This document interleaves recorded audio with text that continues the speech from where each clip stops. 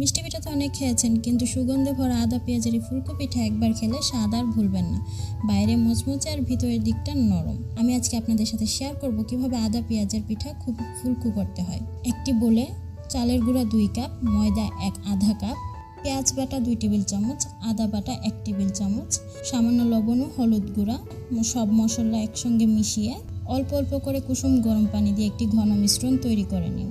তারপর মিশ্রণটিকে একটা ঢাকনা দিয়ে ঢেকে চুলার কাছাকাছি একটু গরম জায়গায় রেখে দিবেন ঘন্টাখানেকের মতো। ঘন্টাখানেক পরে পিঠাগুলো ভাজার জন্য একদম রেডি। কড়াইয়ে তেলটা ভালো মতো গরম করে তার মধ্যে গোল চামচ দিয়ে ব্যাটারটি ছেড়ে দিন।